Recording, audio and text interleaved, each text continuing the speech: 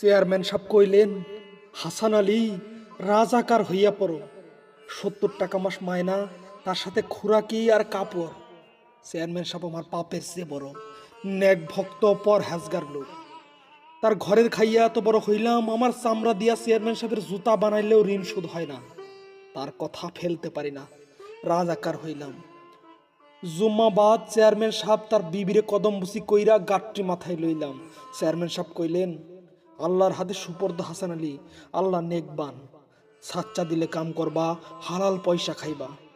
যাওনের আগে মসজিদে গেলাম দোয়া মাংতে।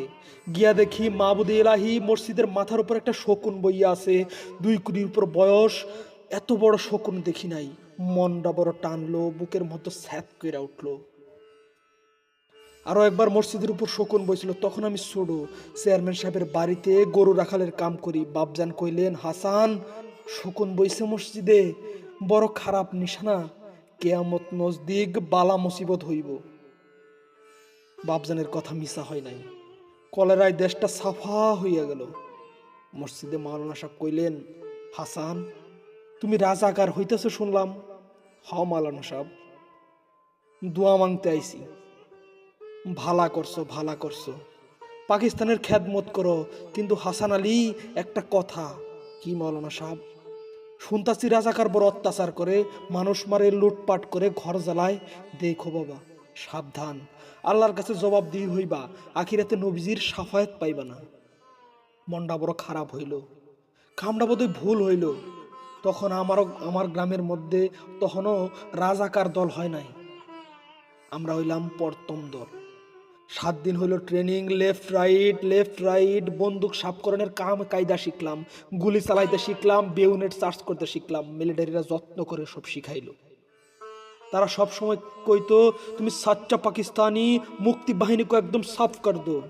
মনটার মধ্যে শান্তি পায় না, বুকটা কান্দে, রাইতে ঘুম হয় না। আমার ছিল রাধানগরের কেরামত মৌলা, সে আসল রাজাকারের কমান্ডার। আহা, ফেরেস্তার মতো আদমি। তার মারফতি গান যখন গাইতো, চোখে পানি রাখন যাইতো না। মাঝে মধ্যে কেরামত ভাইয়ের গান শুনতাম, ও মনা দেহের ভিতর অসীন পাখি অসীন সুরে গায়, তাহার নাগাল পাওয়া দায়।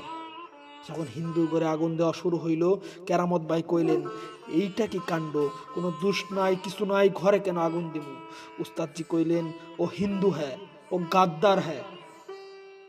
কেরামত ভাইয়ের সাহসের সীমা নাই, বুক ফুলাইয়া কইল, আগুন নেই দেঙ্গা। উস্তাদজি কইলেন, আও আমারা সাথ। কেরামত ভাই গেলেন।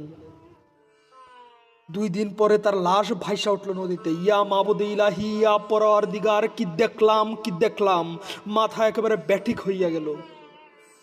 মিলিটারি যা করে তাই করি।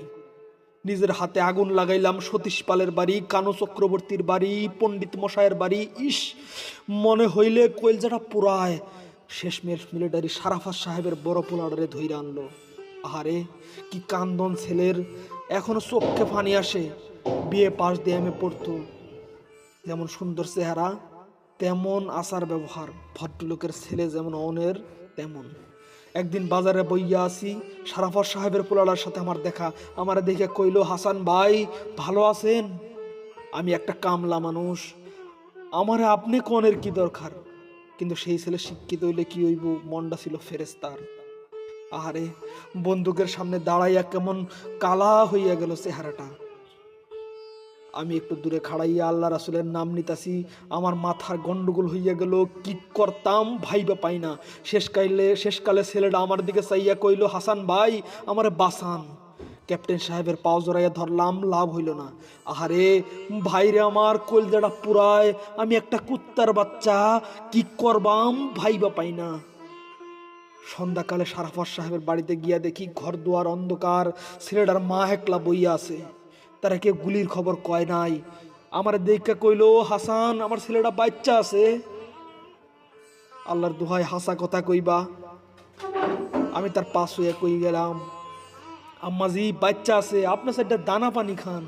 সেই রাতে গেলাম মসজিদে, পাক কোরআন হাতে লইয়া কিরা কাটলাম। এর সুদ তুলবাম, এর সুদ না তুললে আমার নাম হাসান আলী না, এর সুদ না তুললে আমি বাপের পোলা না, এর সুদ না তুললে আমি বেজম্মা কুত্তা।